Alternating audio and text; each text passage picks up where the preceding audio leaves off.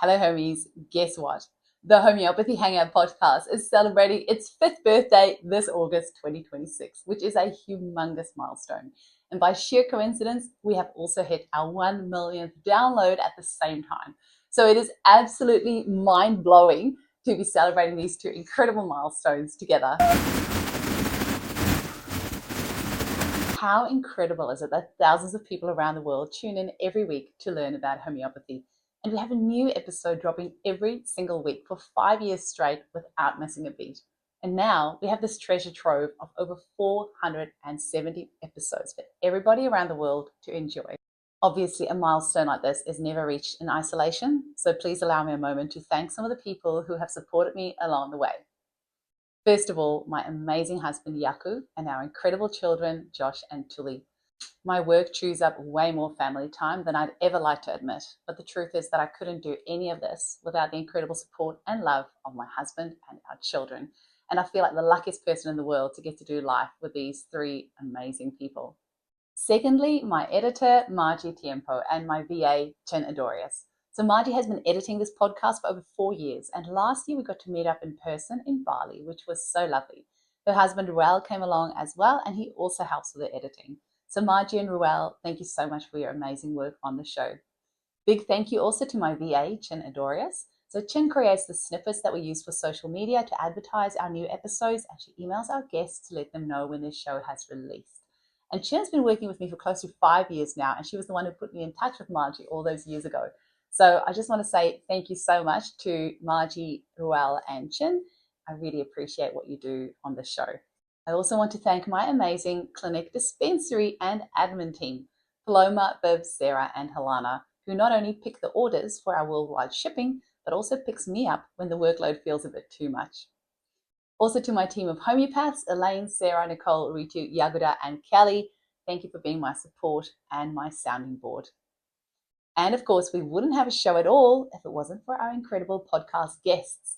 To every one of you who have taken the time over the past 5 years to be a guest on my show, thank you so much for sharing your time and your wisdom with our worldwide audience to help spread the love of homeopathy.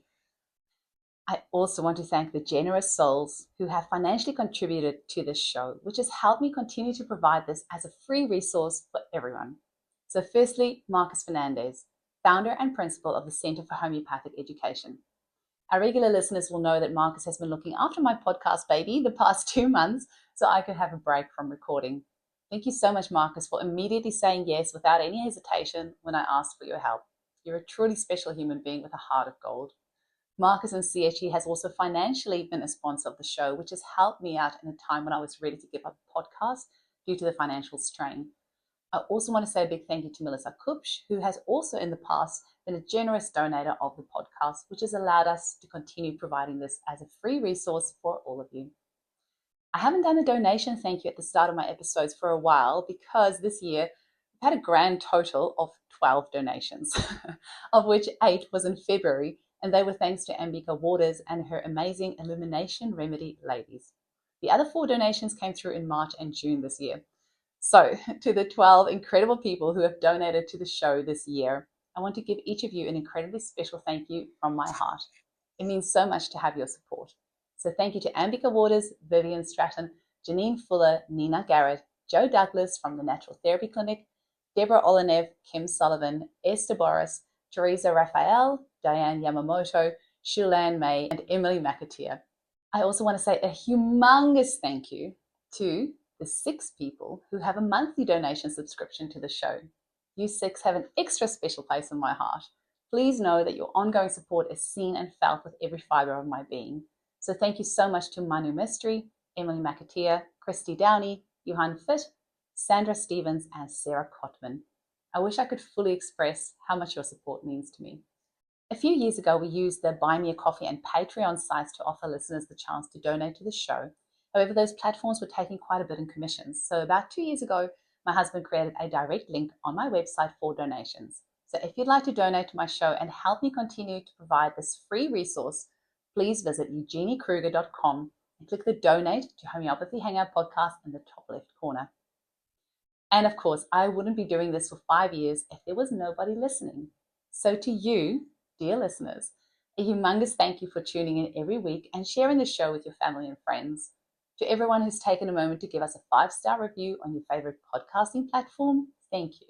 It really does go a long way to help the algorithm get the show out there to others looking for this information. And if you haven't yet had a moment to leave us a 5-star review or subscribed or followed on socials or on YouTube or Rumble, it'd be wonderful if you can do so. So in the course of 5 years and 470 episodes, there has been countless highlights for me, from guests who have challenged my thinking, which helped me grow and expand, to making new friends, hi Sarah, Rita and Jenny, to the fangirl moments of interviewing homeopaths who I really admire, to getting a couple of free signed homeopathy books sent to me from upcoming guests. However, there's one particular highlight that really stands out for me in this podcasting journey. And that was getting the opportunity to open a branch of the Centre for Homeopathic Education in Australia and New Zealand, thanks to the founder and principal of CHE, Marcus Fernandez. With the incredible support from the entire CHE team in the UK, Susie, Sian, Jeanette, Natasha, Tash, Jane, John, Nina, Kate, Yasmin, Emma and Matthias, our first ever cohort at CHE Australia and New Zealand have now finished year 1 and they're about to embark on year 2. The past year has been a steep learning curve for me, and it's also been endlessly fulfilling to get to share my years of clinical experience, as well as all the knowledge I've gained from interviewing hundreds of homeopaths on the podcast and passing that on to our students, who are the next generation of homeopaths. So if you live in Australia or New Zealand and would like to study to become a homeopath with me and the Centre for Homeopathic Education, then visit chehomeopathy.com.au. Our intakes start the 1st of February every year, and we're also currently taking on patients for our low-cost student clinic. So you can sign up for that through our website as well. And while I have you here, and in case you didn't know, my dispensary sells a wide range of remedies and kits that we ship to several countries around the world. So visit eugeniekruger.com. I also have a team of homeopaths who would love to help you in your healing journey, and you can book them through my website as well. And if you live in Australia, I have a free Facebook group where my team offers free acute advice. You can find the details on how to join on my website as well. And of course, we also have our Homeopathy Hangout podcast Facebook group, where you can pop any questions you may have about any of our episodes or suggestions you might have for future guests. Just search for Homeopathy Hangout podcast on Facebook. Of course, the tricky thing with taking time to thank people who helped you get where you are is that it opens up a gap to forget some names by accident. So everyone who has been part of the Homeopathy Hangout podcast, thank you with all my heart. On Saturday, the 12th of September, we're going to have a podcast birthday party here in Perth at a really lovely outdoor venue that's very family friendly. So if you're in Perth and you'd like to join us, email info@eugeniekruger.com and we'll send you the venue details. So with that, here's to another 5 years of the Homeopathy Hangout podcast. Thank you, homies, for listening. If you ask anybody, you go out on the street, do you ever get stressed or upset? Yes. What do you think is causing that? The weather, my financial situation, the government. Damn it. People will come up with 101 things. Nobody will say, it's my own thinking. It's thought in the moment. It's just thought that's arising in the moment that's been brought to life by this invisible energy of consciousness. And that creates my felt experience. Nobody's going to say that because it's invisible to us. So what the principles are describing is something that's happening behind the scenes of our experience, but it helps us to account for our experience. It helps us to make sense of it. And when people you just have to get the slightest glimpse of this. When people get a glimpse of it, it does something for them. They go like, oh yeah, that's how it works. It puts us in alignment with the truth of how it actually works. And when we see how it works, we realize that we've been participating in our own suffering without realizing it, not deliberately, innocently. It's what we call the innocent misuse of the gift of thought. And as soon as you start to see that you've been essentially creating your own suffering innocently, guess what happens? It stops making sense. And if you just think about this at the moment, and you think about trauma, trauma comes from something that you can't reconcile or process in your life. That is the very essence of trauma. And in crystals themselves, they're showing the way through the Earth Mother, of the way that trauma is healed by the formation of something completely new. It gives birth to something. And it's the process of change is going on with us all the time. But when we come up against something that's an enormous barrier for us, and we don't know what to do with it. We don't know how to process it in a normal way, yeah, or in a fluid way. Essentially, we're stuck in trauma. Trauma can come from anything. It can come from, a war. It can come from a pandemic. It can come from losing somebody you love. It can come from not having your dreams fulfilled. It's something you can't get over. And the way through is a crystalline way. It's a transmutative way. And if it's the right remedy, within 10 to 15 minutes max, if it's the correct remedy, you're going to see the actual color of the iris of those people's eyes. They will no longer be muddy looking. And that is the biggest tell there ever was. And the second thing that happened, and it was a little slower, is that you could see from the neck up, you could see the color changing on the person's face, and the yellow or the sallowness going away, and you would start seeing this nice, rosy, healthy looking skin again. Okay. And with people of different colors, again, you could see the change. So just doing that, I would know that I had chosen the correct one. Sometimes I didn't and nothing happened. And I'm going, okay, which one do you want me to do? And so he would always say, do this one. So I would, again, visualize it. And it was always a 30C. You never needed anything over 30C. 30C is gentle and mild. It's not going to cause an aggravation in most people, okay? And I would send it to the person. And sure enough, 5-10 minutes later, here you start seeing the green iris of the person's eyes that you didn't even know what color it was when they walked in. And you could see this incredible flush of health just coming up, and it was so beautiful. Light is the physical manifestation of consciousness. So what we see here is the physical manifestation of consciousness being transformed into matter and energy and transformed into life. So to me, this is one of the most beautiful things to consider or contemplate, is how we take for granted this miraculous process that happens in every moment in plants. So, what we understand through relativity and quantum mechanics is that space-time and matter are patterns.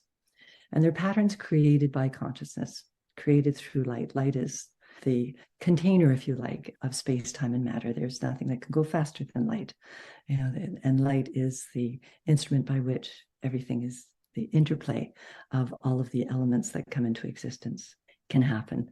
So everything in existence is a pattern in consciousness through light. And what the mitochondria pick up, because they're on that dimension, because they are manifestations right on that dimension, and that's their playground, is those patterns. So, Hahnemann was very clear. Our medicine is immaterial.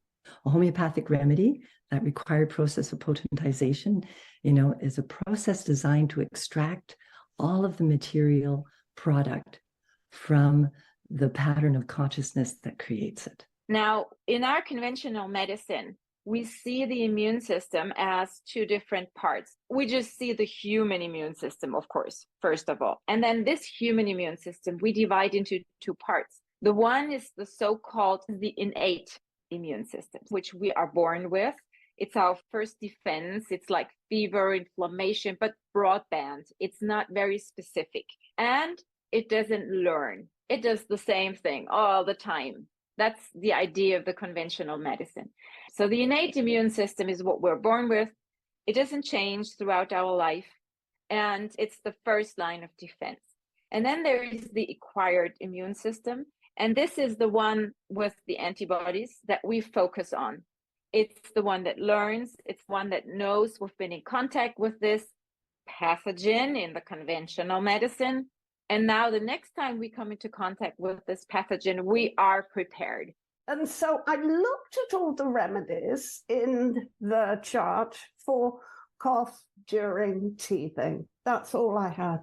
Mm. And I went through every single remedy in excruciating detail. Of course, I'd given 5 of the remedies in that little rubric already.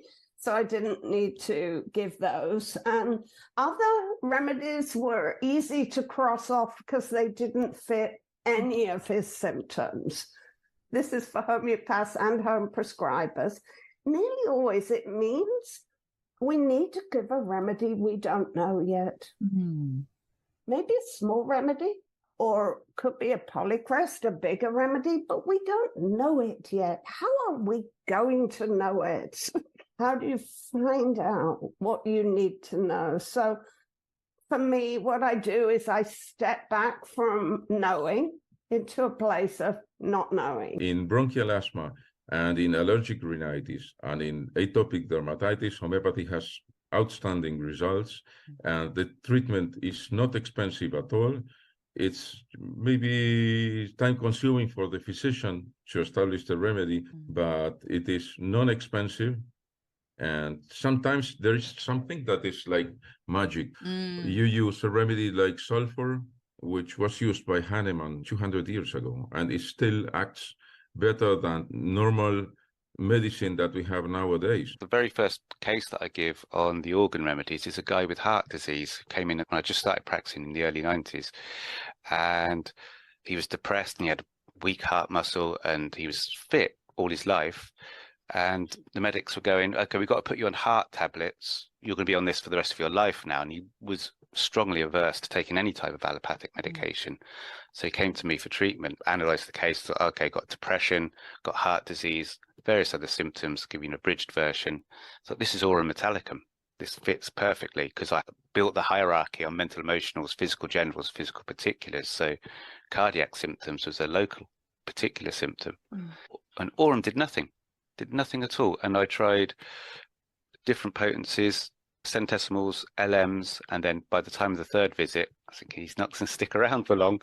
Out of desperation, I said back to my Burnett work and thought, okay, Crataegus, just as a spacer, whilst I'd work on the case and come up with a better similimum. And when he came back, his heart was going good. The muscle had improved. He could oxygenate better, and he could go back to doing his gardening and his walking and exercising. And so his depression disappeared. And I realized at that point, I turned the case upside down. Parents came to my office with children. Something was the matter with their child. And I found that homeopathy cured them very nicely, very well, but keeping them okay. There were always relapses, and I couldn't figure out why that was. And the answer to that question only came when my own son, he was a boy of 4 years old, but he was like an old man with wrinkles in his forehead and very serious, and he couldn't play with his toys with himself, with other children. So he was very serious, claiming me all day, mama, mama, mama. And most of all, he was unhappy, very unhappy, it seemed to me. And that was my biggest concern. And then one evening I thought, well, maybe I just write down his whole history of complaints and the history of his life. So when I finished the story and I read it back, it hit me in the face, because all of a sudden I realized this is all about me. I have become cold in my life. I am oldish, serious, and not playful anymore. When the immune system goes haywire, they start attacking themselves. The body doesn't know that. If you look at it from a physiological perspective, they call it molecular mimicry. The body misinterprets the thyroid for gluten, and it tries to digest that gluten protein, i.e. it's trying to digest the thyroid. Well, that's not beneficial for us because our thyroid production is being reduced. And then you get the hypothyroid symptoms, and the autoimmunity continues. And if it continues for too long, well, now you're not going to have enough substrate in the thyroid gland to produce your thyroid hormones.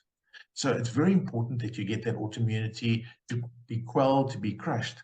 But the symptomatology and the manifestation of why that thyroid autoimmunity is occurring is because you're going haywire.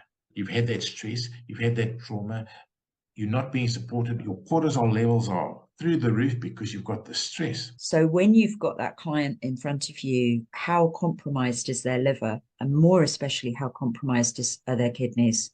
Because the liver is the main organ dealing with toxicity. So it's recycling all that all that nasty metal, doesn't really know what to do with it. It squirts it out through the gallbladder, it excretes through the gallbladder.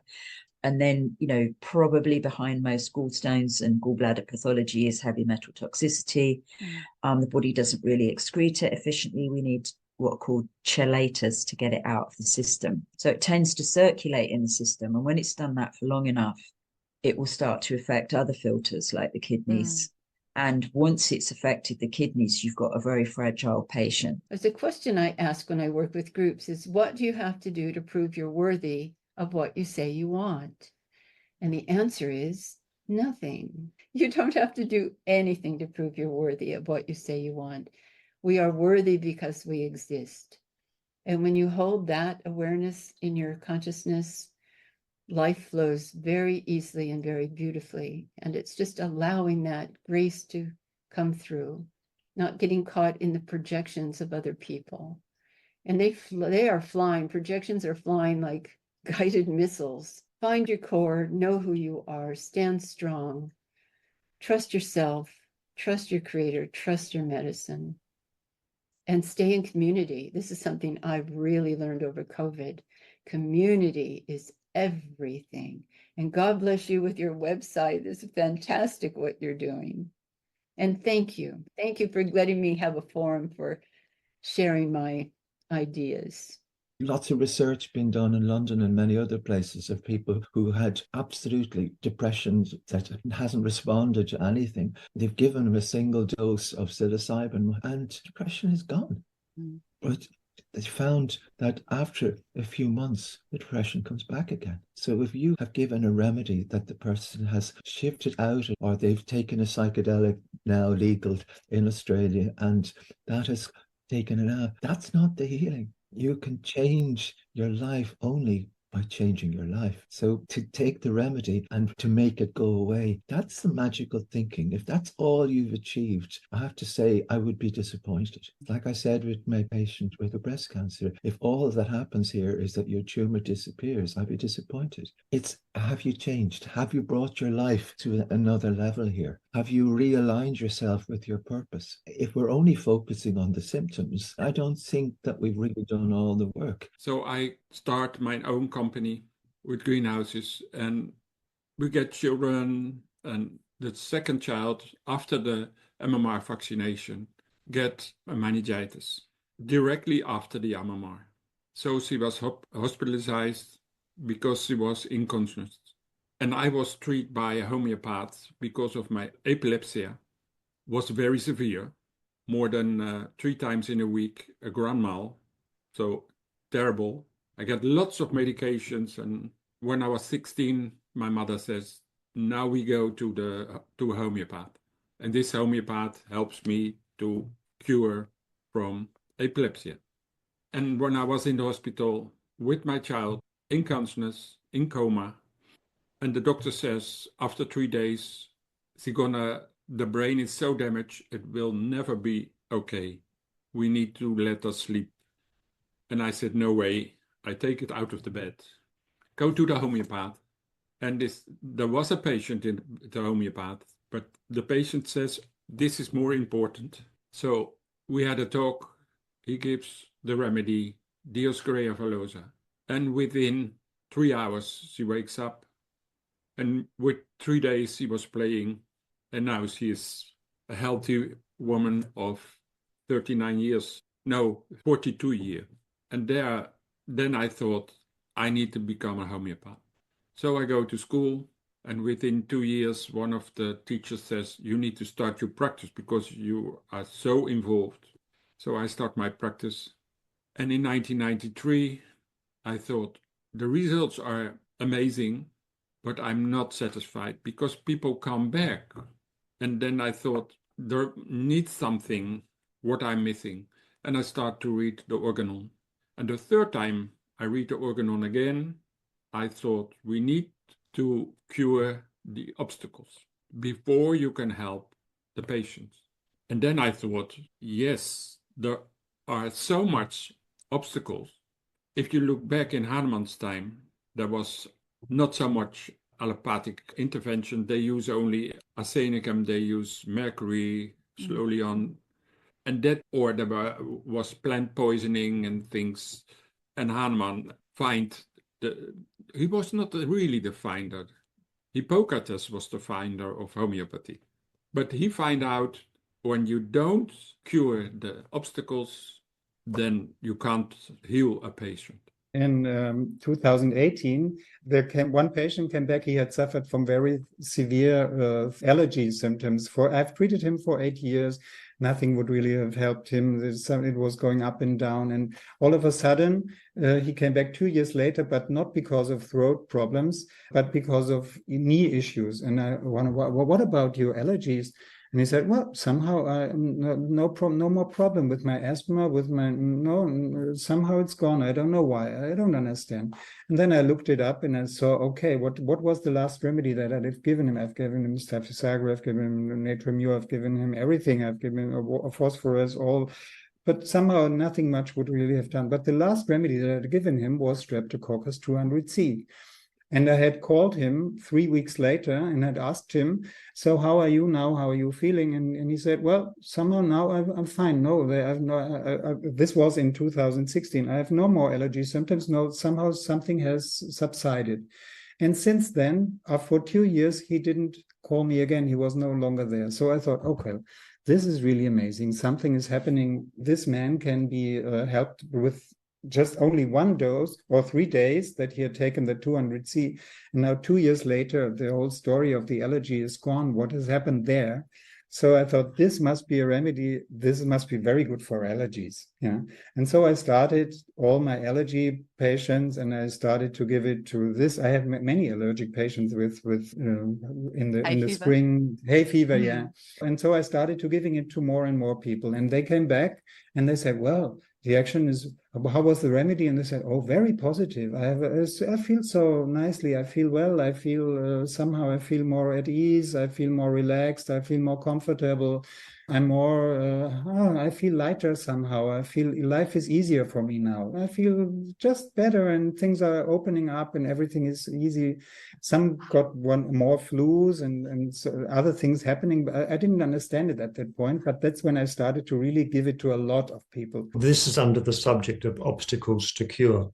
And what happens is you spend so many years learning your homeopathic theory and then you get out there in practice and you spend a good deal of time repertorizing your case and choosing the most accurate remedy you can possibly do, and you give the remedy and it fails. And that's so demoralizing for the practitioner after you've spent all that time and intensity working out the case and you give the remedy and it fails. So we have to take into account as much as we can, what are the obstacles to cure in this patient? What are the things that are going to prevent the remedy doing its job? And one of those is the copper and zinc imbalances that you're talking about. So in patients who have high levels of copper and low levels of zinc, so copper and zinc are antagonists. If one is high, the other one is low. Think of it like a seesaw.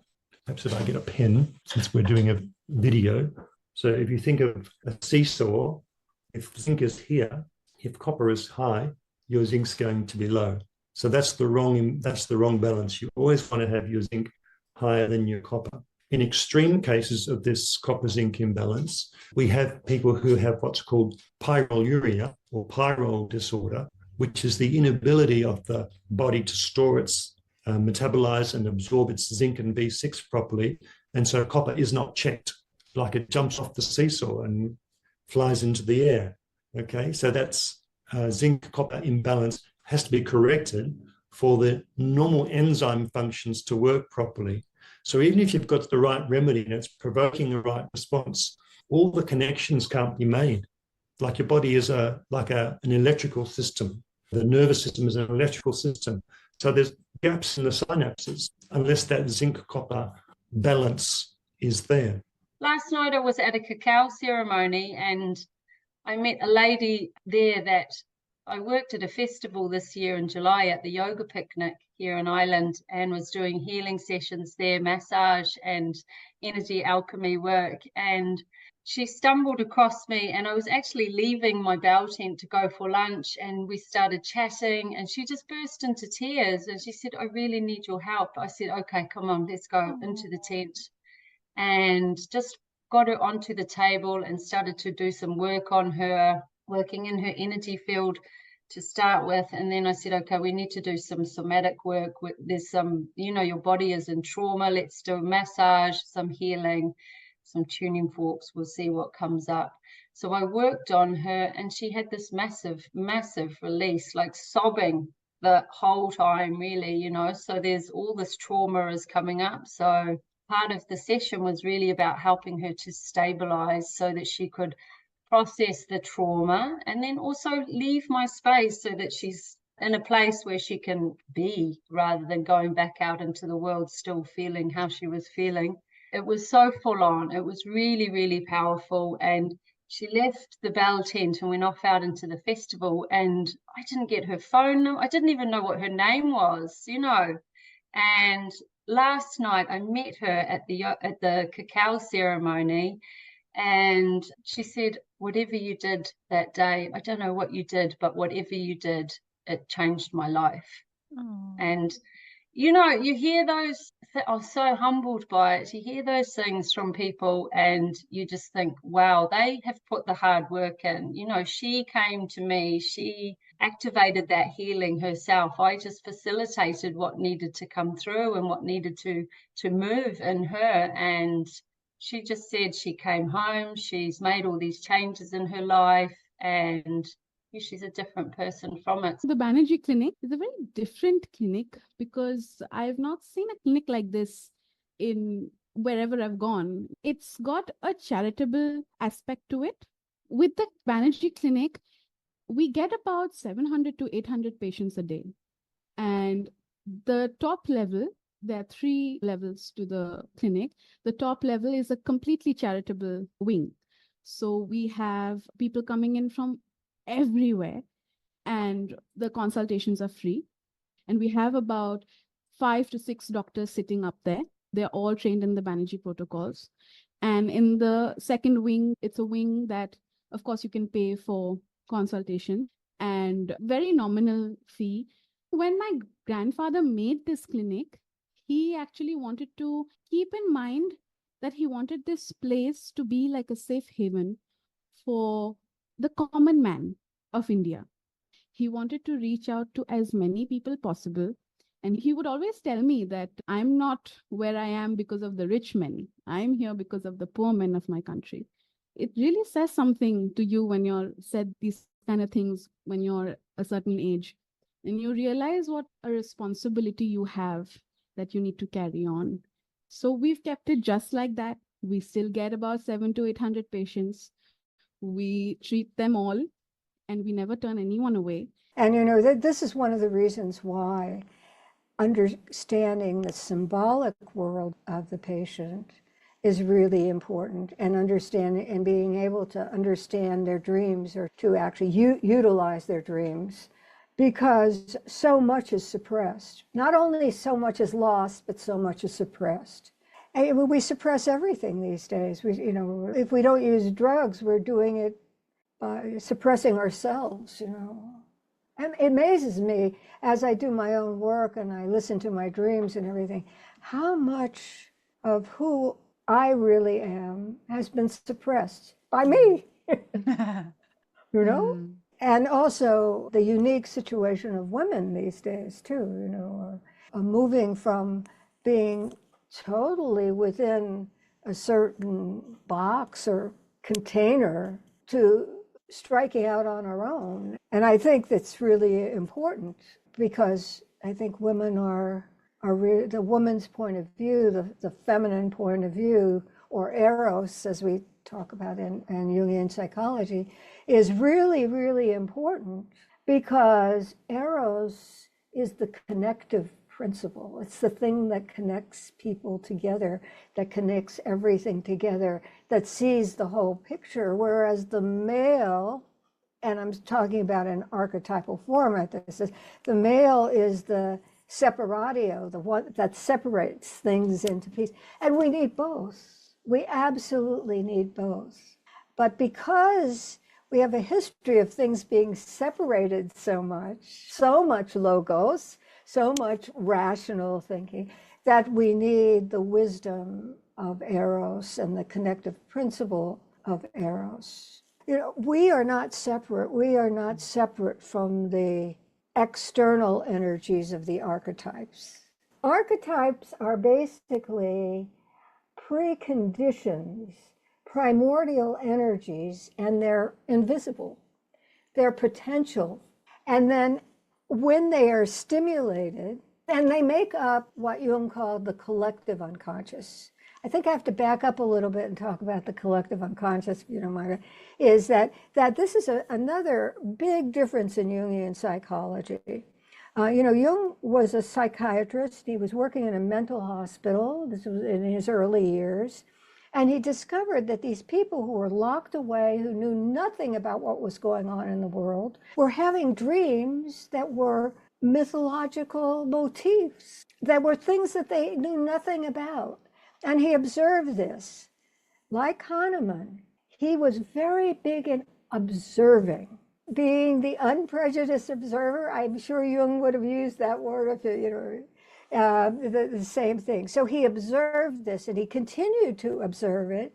And through observing it, he not only helped people heal, but he realized that our psyche is not just contained within the individual. It's actually collective. And what makes up that collective unconscious are these energies, these primordial potentials, invisible, and they are unlimited. There are unlimited number of them. And then when they are stimulated, we experience the archetypes, human beings experience the archetypes through symbols. So then they become archetypal symbols, but those are not the archetypes themselves. The archetypes themselves are these invisible energy forms. I think this whole thing is much more like physics, it's kind of amazing. It's all, this energy field that is described in quantum physics. So that's what archetypes are. Now, even though there are a very, unlimited number of archetypes, there are archetypes that show up again and again in clinical practice. And the archetype of the shadow, the dual archetype of the anima and animus, which I sort of touched on a little bit, that we all have this masculine, feminine polarity, and the archetype of the mother, which we see a lot in homeopathic practice, because the archetype of the mother has a lot to do with autoimmune diseases, all kinds of problems in the physical body, addictions, eating disorders, all of those things are the mother archetype. But the first archetype that is really important to look at as a homeopath and as an individual is the archetype of the shadow. And so what is the archetype of the shadow? The archetype of the shadow is all of the things that we don't want to see in ourselves, all the negativity, all of that. Because the shadow naturally is hidden and people don't want to show it to you, don't think that they're going to tell you about the shadow in your practice necessarily, right? So one of the big problems, I think if homeopath got anything from my book and listening to this podcast, is be careful not to prescribe on what we call the mask or the persona of the individual. That's what covers over the shadow. I thought, about giving up homeopathy. And at that point in time, the vaccine rollout had started in the fall of 2021, and everybody's clamoring to get it. And then everybody was sick for Thanksgiving and Christmas. And I'm just like, go away. I don't even want to help you anymore. Like, stop. Try some silence and just go, what is going on? What in humanity? And I just saw too, like the infertility rates and, there's sexual conversion things happening, and everybody's biome was so distorted. And still, I hadn't got to the next set of work yet. I had to come to a deep place in compassion for myself and even for humanity, because I had really lost it for humanity by that time. And then when I said, okay, well, I had some revelation, and then I was like, okay, I am going back. and I'm going to be a homeopath. So how am I going to do that? And what am I going to do? And within about 24 hours, 7 new homeoprophylaxis programs dropped in my head about how we can start working with fertility, how we can start working with moms and pregnancies, how to clear miasmatic history, to clear out sexually transmitted diseases, to fix up the biome, like a homeoprophylaxis program that has every different biome one, because antibiotics have destroyed us. I had a patient this year, bless her. She was down to eating 2 foods. I think for it was over the period of the last 5 years, she was eating chicken breast and lettuce. She was being sent for the most full-on testings, all of that. Her whole body was in shutdown. She just couldn't function. So 2 foods she was down to: homeopathic cipolinum and silica. She messaged me. She's like, I cannot believe it. I've opened up my range of foods, but all of these things have changed. And so it was redundant. Thousands of dollars doesn't need to be spent on the tests when we get to the true root of it. And now she, of course, is signed up to be a 2-year homeopathic qualified practitioner, because she's like, I need to bring this to the world because I wish that I had known. And that's where most of us come from. Homeopathy saves us from something that we desperately needed, and then we can't help but share it with the world. So yes, I do think that homeopathy is the one. It is the most important at the top there. Yes, I'm a snob and I'm biased, but I really do see that. It's the core, the true root medicine, all of the functional medicine in the world. It's great, but it doesn't come close to what homeopathy can do. So what we did is to integrate homeopathy into the public health research. So we did outcome-based research in homeopathy in mobile and rural clinics. We did other research in different types of traditional medicine, traditional bone setters and midwives. And then we actually did other kinds of public health research and fitted it into what they call the National Community Health Strategy to try and develop community health in developing countries, that is, taking healthcare to the community. So we sponsored 36 villages with community health workers. We did education there in permaculture and healthcare and malaria prevention. And we ran 18 mobile homeopathy clinics and 4 fixed clinics all around this one area of Kenya. And that went on for 5 years. It was a hellish operation because I was educational director of the college, and we had so many challenges, and then running the EU project and trying to ensure that we actually achieved our goal, which we finally did. So I just want to put Africa on the map because I feel like it is such a place, and there's so much potential there, and there's so much heart there. And I want to see how homeopathy will evolve. We're playing this infinite game, the game of life. It's not this finite thing. It's something that's infinite. We're not in it for the quick fix. So we're not training our students at the Prometheus Homeopathic Institute to chase results. We're training them to cultivate relationships, first with themselves and then with their patients, with the remedy, to respect the remedy. That's how I got here, right? To respect the remedy. And this is where I was going. I was going to laying it on the altar, ALTAR, to be altered, so that when you finish approving, have a drumming circle or a rattle or a big fire pit and literally or figuratively keep throwing what is unfinished into it. And let it be a vehicle that awakens me. Let it be a vehicle that helps me to continue to grow, and so on and so forth. And so we want truth seekers and people who are willing to find their way, who are willing to stumble and fumble and make mistakes and work with growth mindset and not know the answer, and who are willing to put aside the idea that I can practice homeopathy like an allopath, giving this for that and that for this, without seeing the gestalt or understanding that this is about helping a person into individuation, into their dance of emergence. We're not here to scare our clients. We're here to give them all the information and then let them make that decision. Very informed. It's so empowering. And let me tell you, when a parent is, because normally they come from the doctors saying, you need to do this, or, these terrible things will happen. And then they come to see us to get that second viewpoint, which I love that there's so many.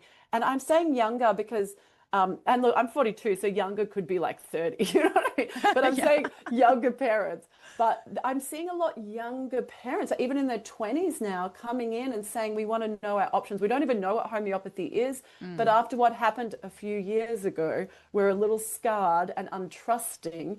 And so now we want to know our options. So I always just say, just give them their options and let them walk away. And let me tell you, parents feel so good. And even though obviously as a homeopath, my dream is for everyone to homeopathically immunize and be covered, but that's not realistic. The same way not everyone's going to take, Bryonia and Nux vomica for a headache. They want Panadol and Nurofen, so they're just, these different methods are just alternatives to each other.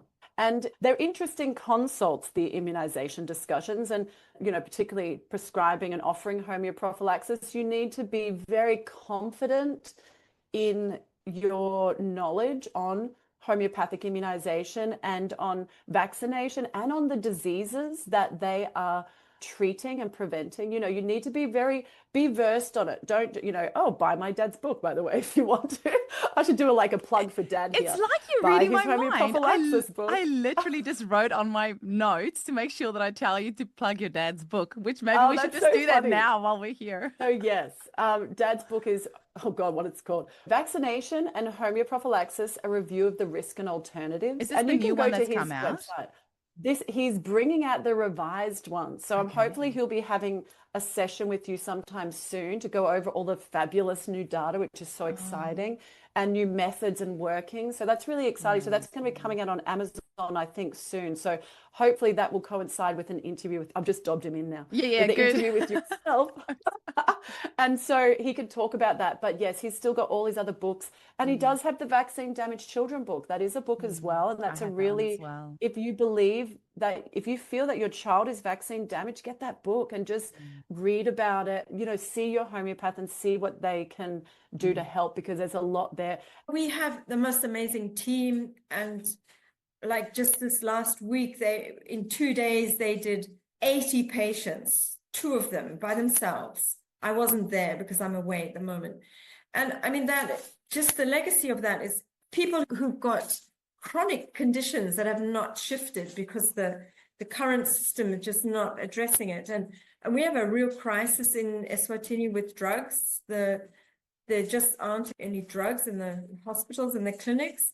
So I know what we're doing is an amazing support. It's for the rural communities, especially because they don't have access to help. And I think that's the legacy of the young homeopaths that I'm working with will continue. We have I work with an amazing team. That's going to carry on. If we are able to sustain it, if we manage to keep the funding coming, and it'll persist, people will get help. And that's the point, is that we can help people with a safe and affordable form of medicine. Trituration has been a thing in homeopathy for the last maybe 30-ish years. So basically, in a very brief summary, the trituration movement from 1 to 4 hours of trituration, so 1 to 4 hours of grinding and scraping with a mortar and pestle, you get a remedy that kind of goes to the individual level. 5 to 8 hours, you get one that's a bit more collective, focusing on like your family, your culture, your country, your species, that kind of thing. 9 to 12, you start to get a remedy that has a resonance to the issues of the entire planet. 13 to 16, the solar system. 17 to 20, the galaxy. 21 to 24, roughly the universe as we define it in English. 25 to 28, you'd get something that's a bit more multiversal. 29 to 32, you'd get this higher level above multiversal that's eternal, but still corruptible. It's still got problems. And then 33 to 36, you get levels that are eternal and incorruptible. I made a kit for the beautiful organizers of Unleashing Homeopathy because I really wanted these shamanistic Arctic remedies to go to the world. So the initiative of this came that I wanted to pay respects because I come from up north. I'm not a Sami person, but I wanted to give respect to our indigenous people, the Sami. Not all the remedies are from up north, but for example, 2 of the recent ones, one that made everybody cry, which is the Arctic sea water. You have to be tough ass. So I really wanted to honor these women and also the whales of the Arctic Sea, because the remedy is taken from Pygeia, which is a space by the Russian border up north in Norway. It's a holy place for the Sami people, and it is a place where the whales go to die. I thought that this aquamarina because I had used it in my practice so much for letting go of a relationship and for people who love the oceans, who benefit from sea remedies. I said, we need a cold Arctic sea remedy. And it was huge on grief also. It's like it just washes away everything you don't need anymore.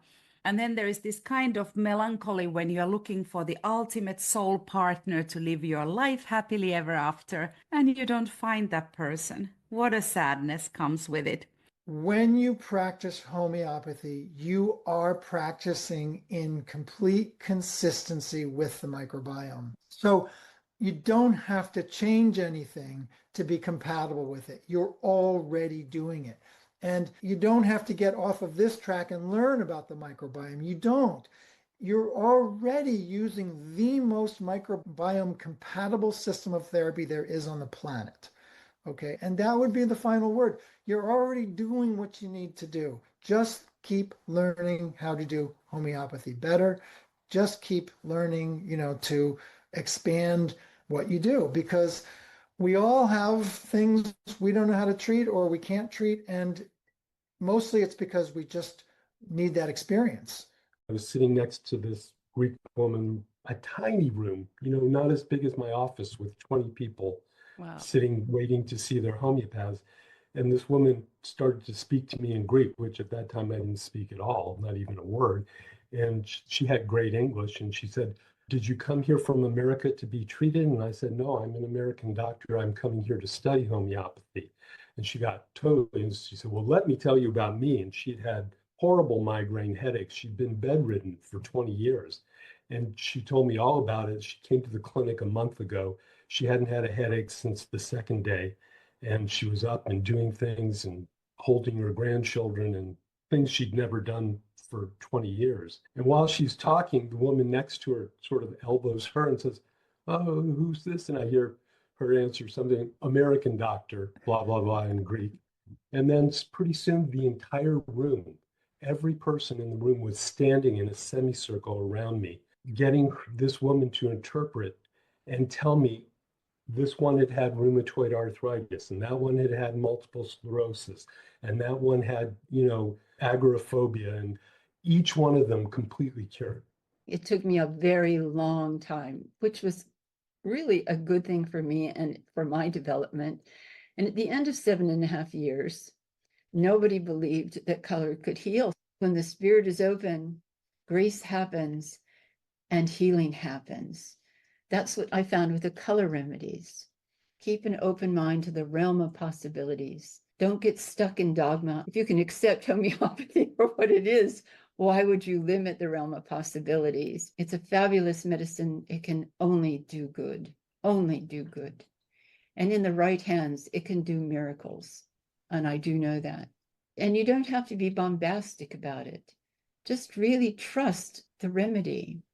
Trust the remedy to work. And that's something that I do say to my students. They want to do meditations and affirmations and all this stuff with their remedy.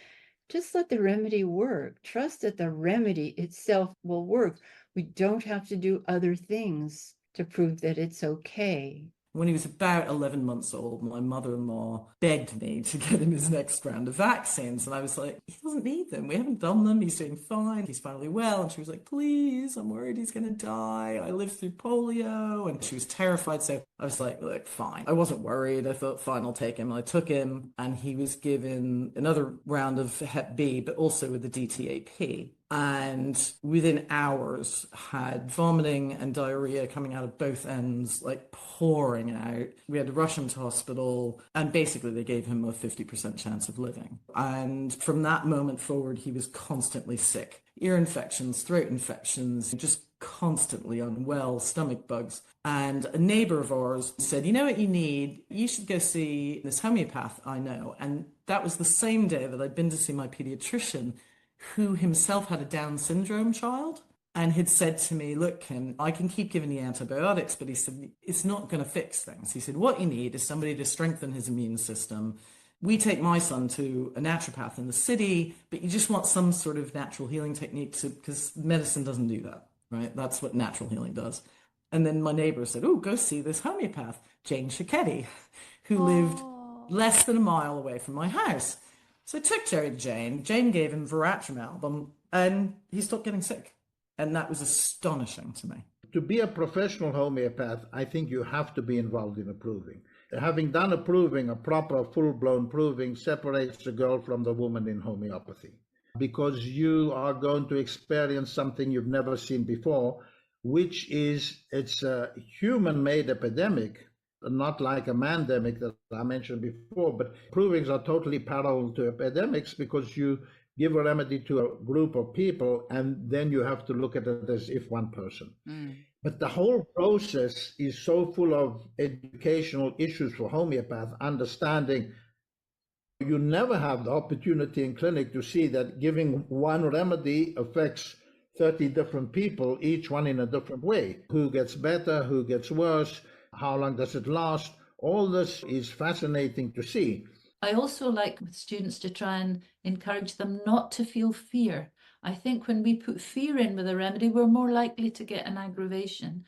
I leave my patients with the message, you're going to love this remedy. I think this is going to be a brilliant remedy for you. And I say that because I truly believe it, and that I don't see aggravations very often. And aggravations are only your body sorting out. I say, if you're tidying a room, you're pulling things out, sometimes the room's going to look worse for a while until you've sorted it and made it how you want it. And that's what an aggravation is. So I don't worry about them either. Just let them work through and encourage people that it's okay. This is part of the process. So I don't have anxiety when I prescribe, and therefore I think that's part of it. I rarely see aggravation. So I always give it with a positive, you're going to love this remedy. When you study homeopathy, we become a homeopath. It's something that comes from within us, and the changes that happen within us. It's not just like learning a subject like history or philosophy or whatever. Yes, you were going to learn facts, but something about homeopathy that you transform within. And there's something that is very alive with homeopathy. And the more that you learn it, as I mentioned before, the more that you get obsessed. I remember when I first heard about homeopathy, it was like, if this is true, how come the whole world doesn't know about it? I was so shocked that I was only young. I thought I knew it all at 20, but I obviously didn't. But that really, really struck me. I just could not believe that people didn't know about it. And even to this day, people don't know what homeopathy is. You can go outside and ask 10 people what is homeopathy. They haven't a clue. And I always find like we have this amazing system of this amazing healing modality that most people don't know. However, there is millions of people that do use homeopathy and use it very successfully in their everyday lives.